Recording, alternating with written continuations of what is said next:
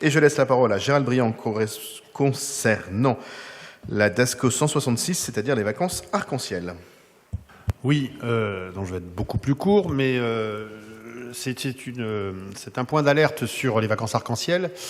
Nous avons aujourd'hui un dispositif qui a connu un petit accroc l'an dernier, c'est-à-dire que nous sommes passés de 200 inscrits à 140 inscrits, donc avec une perte sèche de près de 60 enfants qui n'ont pas pu bénéficier de ce dispositif. Un dispositif qui, avant, quand c'était la Caisse des écoles qui gérait les inscriptions, ça se passait plutôt bien, avec un vrai suivi. Là, nous avons rattrapé en fait le système qui a été décidé au niveau de la ville. Avant, nous n'étions pas, maintenant, nous y sommes depuis cette année.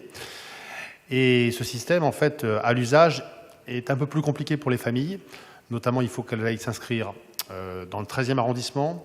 Il faut que ça soit fait, que les décisions pour les choix de séjour en vacances soient prises en février pour des vacances d'été.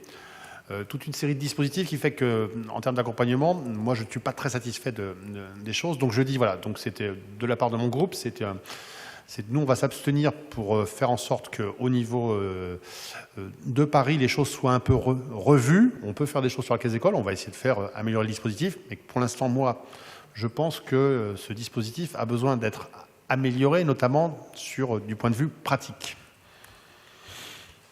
Merci beaucoup. Karine Roland. Merci, monsieur le maire. Merci, cher Gérald. Alors, effectivement, moins d'inscrits cette année pour les vacances arc-en-ciel dans le 18e.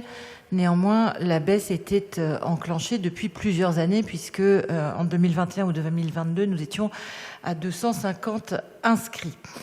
Il y a donc à se poser plusieurs questions. Pourquoi ce décrochage? Tu as évoqué les modalités d'inscription. Il semble nécessaire effectivement d'accompagner davantage les familles. C'est quelque chose que nous faisons régulièrement. Je pense en cette rentrée au passage de Facile Famille à Paris Famille. Ce n'est pas toujours simple. Les agents de la mairie se sont fortement mobilisés en relais des équipes des écoles, directrices, directeurs d'école et responsables éducatifs ville, et cela fonctionne. Donc, nous allons reprendre ce dossier de manière à mieux non seulement informer, donc mieux communiquer, comme on dit souvent, et un peu facilement, mais aussi mieux accompagner.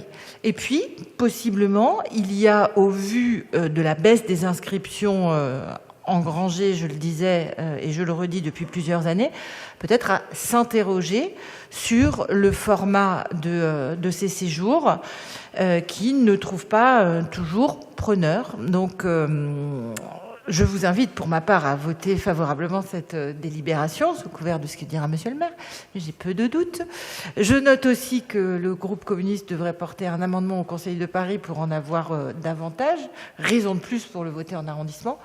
Et je m'engage bien sûr devant vous à optimiser le niveau de souscription et revenir l'année prochaine à un niveau supérieur, comme c'est arrivé d'ailleurs dans d'autres arrondissements parisiens ces dernières années. Je vous remercie. Merci beaucoup. Et donc je vais mettre aux voix la DASCO 166 avec joie. Qui est pour, qui est contre, qui s'abstient, qui ne participe pas au vote. Elle est adoptée. Je vous en remercie.